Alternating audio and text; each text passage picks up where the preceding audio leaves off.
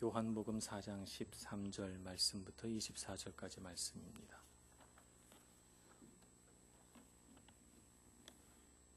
요한복음 4장 13절 말씀부터 24절까지 저와 여러분이 한 절씩 교독하겠습니다.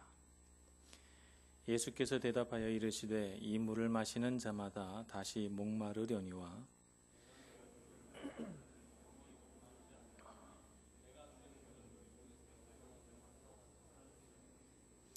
여자가 이르되 주여 그런 물을 내게 주사 목마르지도 않고 또 여기 물 기르러 오지도 않게 하옵소서. 여자가 대답하여 이르되 나는 남편이 없나이다. 예수께서 이르시되 내가 남편이 없다 하는 말이 옳도다.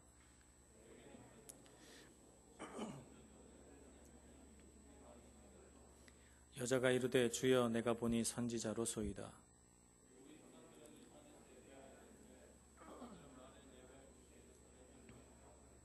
예수께서 이르시되 여자여 내 말을 믿으라. 이 산에서도 말고 예루살렘에서도 말고 너희가 아버지께 예배할 때가 이르리라.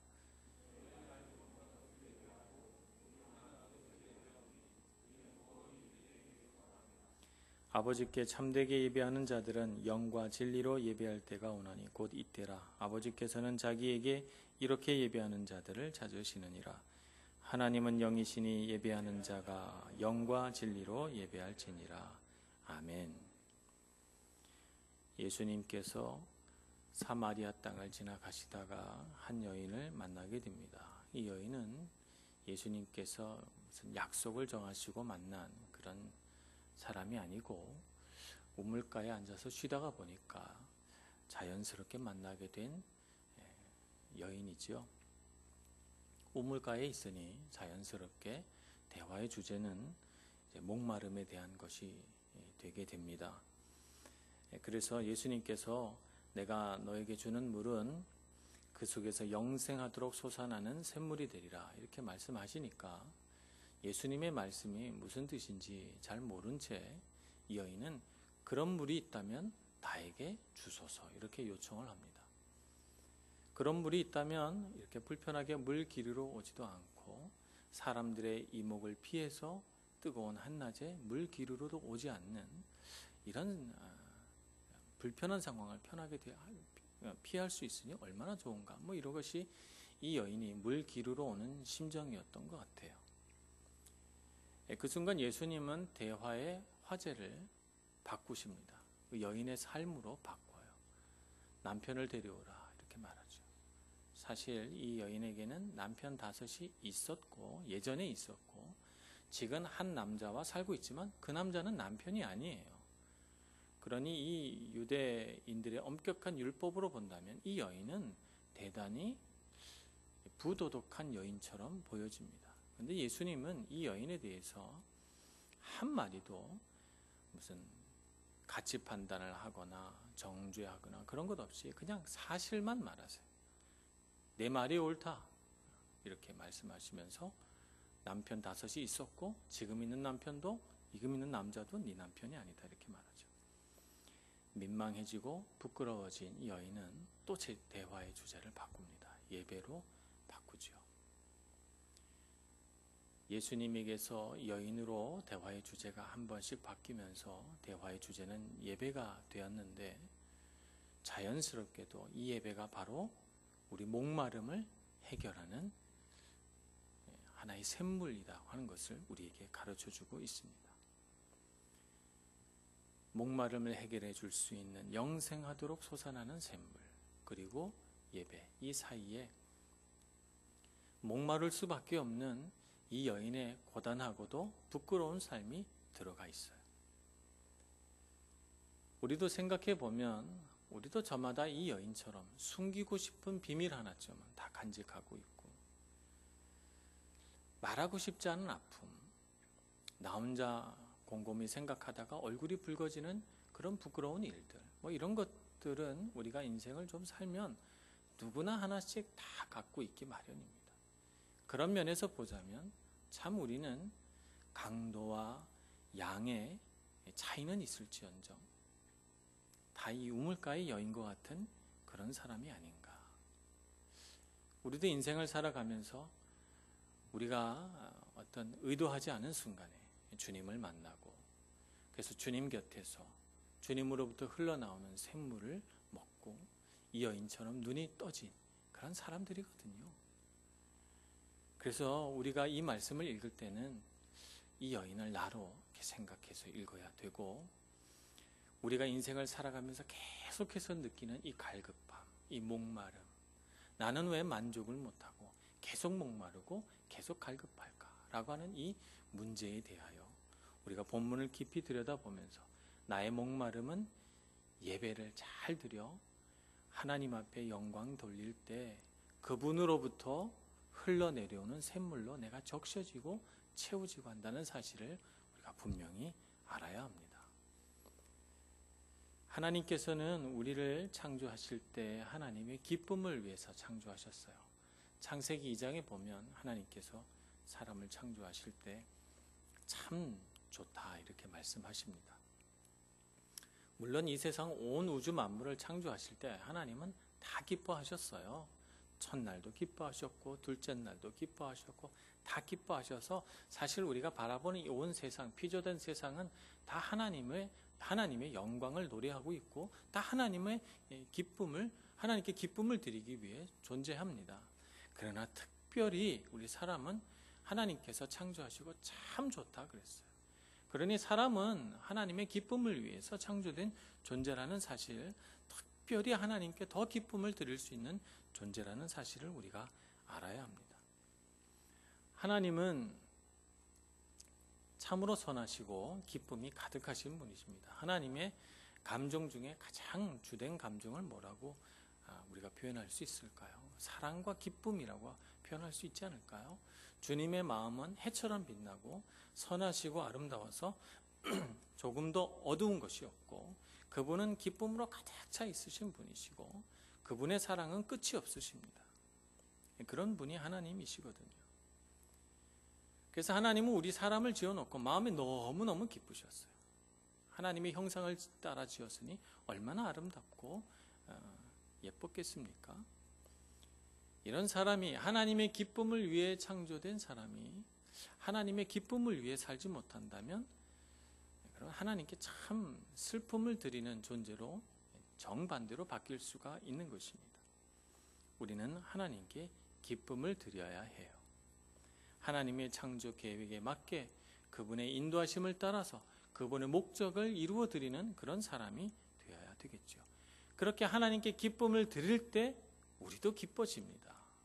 하나님께 기쁨을 드릴 때 주님으로부터 생수가 흘러나와 우리를 가득 채워서 우리로 하여금 살게 하는 것이죠. 왜냐하면 우리는 하나님의 형상을 따라 지어졌기 때문에 하나님이 기쁘시면 우리도 기뻐하게 되어 있는 것입니다. 그래서 우리가 정말 기쁘고 행복하게 살아가는 비결은 하나님을 기쁘시게 하는 거예요. 주님을 기쁘시게 하면 나도 기쁜 그런 삶을 살아가게 됩니다. 바로 하나님께 기쁨을 드리는 것, 그것이 바로 예배입니다. 예배가 바로 하나님께 기쁨을 드리는 거예요. 시편 147편 11절 말씀에 보면 이런 말씀이 있습니다. 여호와는 자기를 경외하는 자들과 그의 인자하심을 바라는 자들을 기뻐하시는도다. 이렇게 표현합니다. 자기를 경외하는 자들, 그리고 하나님의 인자하심을 바라보는 자들을 하나님은 기뻐하시죠. 이게 뭐예요? 하나님을 경외하고 하나님의 인자하심을 바라보는 것, 그것이 예배잖아요. 그렇기 때문에 하나님께 예배를 잘 드리면 하나님을 기쁘시게 할 수 있습니다. 하나님을 기쁘시게 하는 거 어려운 것이 아닙니다. 어려운 것이 아니고 자연스러운 것이에요. 왜냐하면 하나님께서 이 세상 온 우주 만물을 하나님의 섭리대로 창조하셔서 가장 자연스러운 상태가 하나님을 가장 기뻐하게 하는, 기쁘시게 하는 그런 상태로 하나님이 창조하셨거든요. 그래서 사람은 가장 자연스러운 감정의 발로로 하나님을 바라볼 때 하나님을 가장 기쁘시게 해드릴 수 있고, 그게 가장 아름다운 예배가 됩니다. 그러니까 예배가 어려운 것이 아닙니다. 하나님을 바라보고 하나님을 경외하고 하나님을 기뻐하는 것, 그것이 바로 예배죠. 그런데 사람이 그렇게 당연히 예배해야 할 대상을 놓치고 하나님께 예배를 드리지 못하면 어떻게 되는가? 예배의 대상을 잃어버린 인간은 하나님 대신 예배할 다른 대체물을 찾게 됩니다. 그것이 바로 우상이죠. 그래서 그 대체물, 내가 바라보고 예배해야 될 것을 막 찾아서 다니는 거예요. 이 여인에게는 어쩌면 남자나 남편이 자기 예배의 대상이 되지 않았을까 이런 생각을 해봅니다.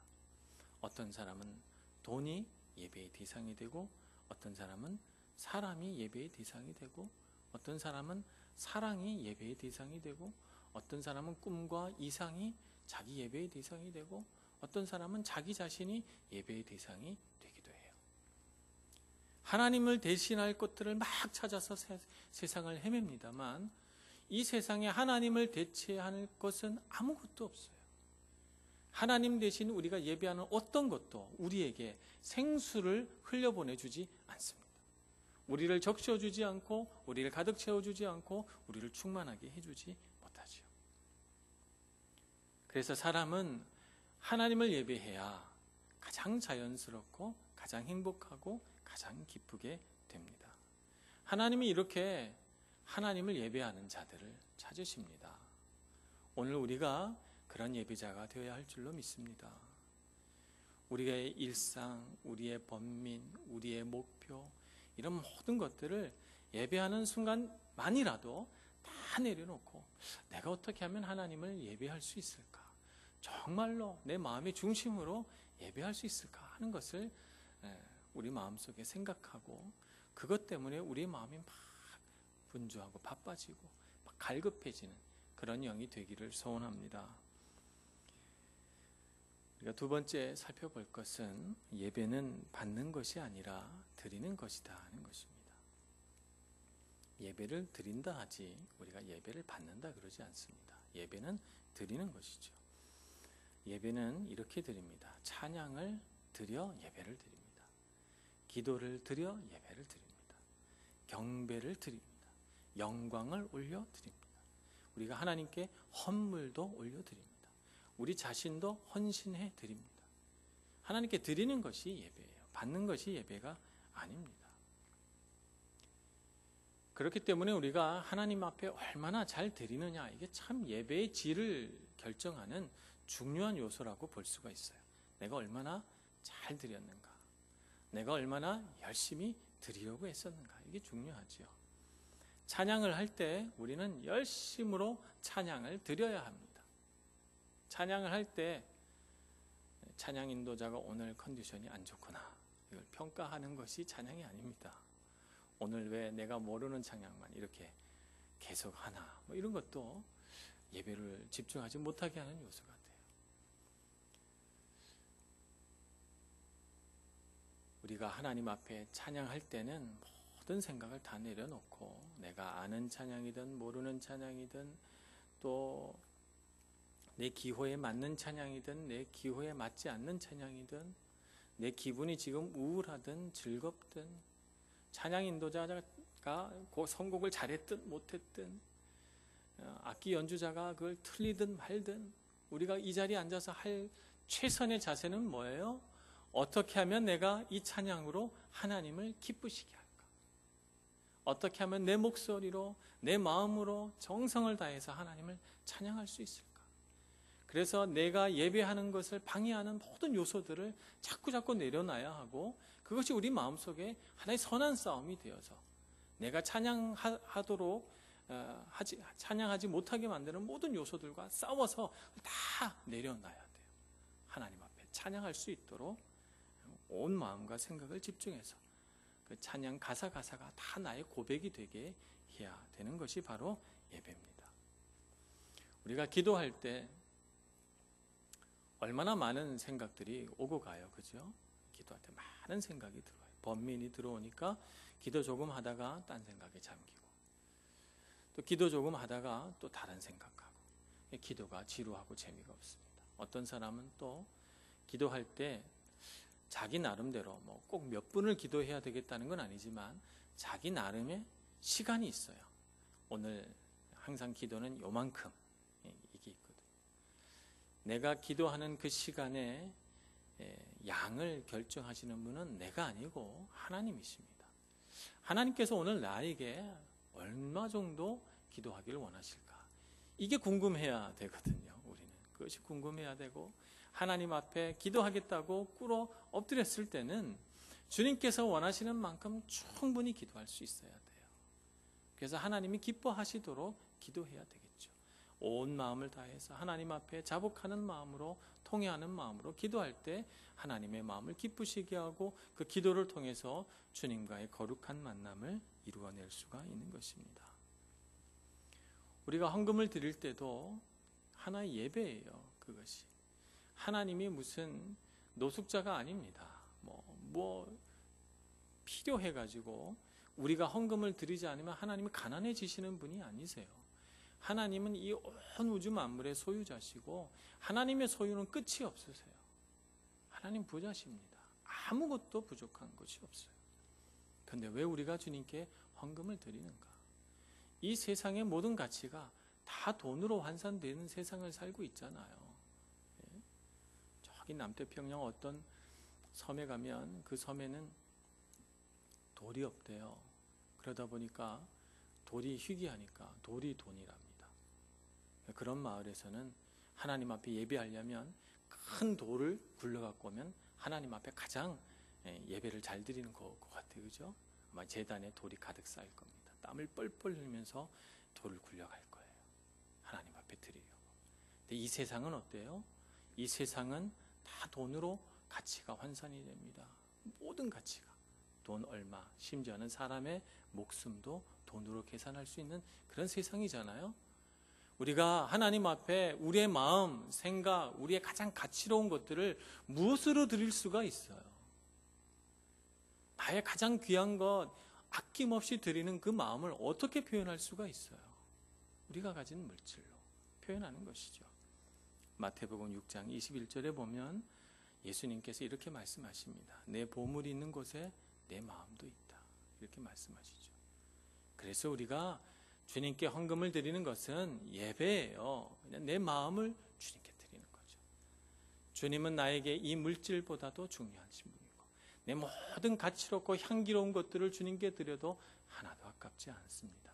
주님이야말로 참으로 내게 가치롭고 보물 같은 존재십니다. 라고 고백하는 것이 바로 예배거든요.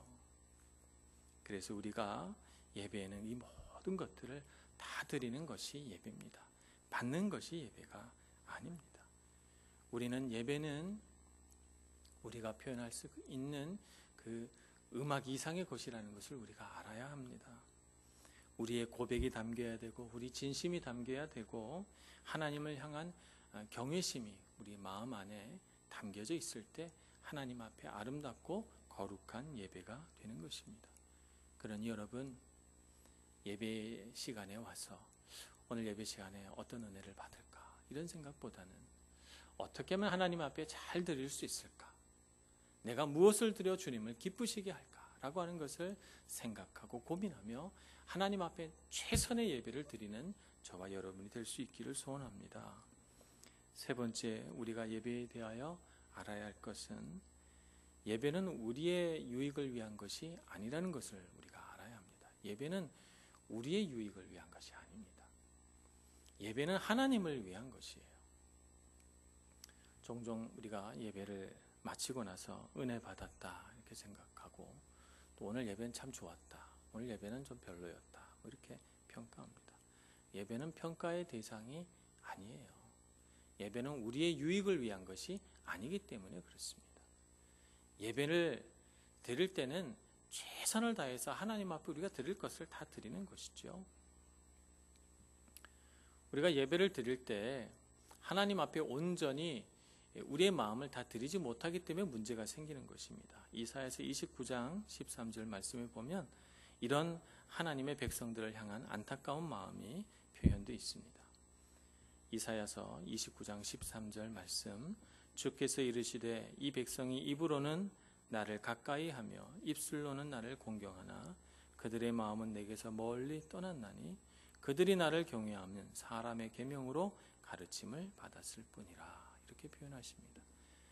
예배하는 사람들이 없고 입으로만, 형식으로만 메마른 예배를 하나님 앞에 드리니까 하나님이 너무 안타까우신 거예요. 예배는 우리를 위한 것이 아니고 하나님을 위한 것입니다. 그래서 우리는 어떻게 하면 온 마음을 다 쏟아서 주님을 경외할 수 있을까, 주님을 바라볼 수 있을까라고 하는 것을 생각해야 되고, 예배가 끝난 다음에 우리가 정말 우리 마음속에 질문해야 될 것은 내가 오늘 은혜 받았나? 라고 하는 것이 아니고 내가 오늘 하나님이 기뻐하시는 예배를 드렸나? 라고 하는 것이 우리 마음속에 질문이 돼야 됩니다. 예배가 끝난 뒤에 하나님께서 정말 내 예배를 기뻐하셨을까? 이 생각을 가장 먼저 할 수 있을 때 우리는 바른 예배자가 된다고 봅니다. 그러니 여러분, 예배의 자리에 올 때마다 하나님을 기쁘시게 해야 되겠다라고 하는 우리의 마음과 생각, 그리고 그 의지를 조금 더 훼손시키지 않고 그 마음 그대로 주님 앞에 나와 예배하시는 여러분들이 되시기를 바랍니다. 우리의 삶에 예배가 이렇게 중요합니다. 예배가 있을 때 우리는 모든 근심과 걱정에서 벗어나고 우리의 메마른 삶에 하나님께서 주시는 은혜와 사랑의 단비가 쏟아지고 하나님을 기쁘시게 해서 나도 기쁜 삶을 살아가게 되죠. 이런 삶은 예배의 자리에서만 일어나는 것은 아니고 우리의 삶 가운데서도 이런 예배가 일어나야 됩니다. 원래 우리 교회 주제가 삶이 예배가 되게 하라 라고 하는 것이 주제죠. 삶이 예배가 되게 하는 것 참 중요합니다.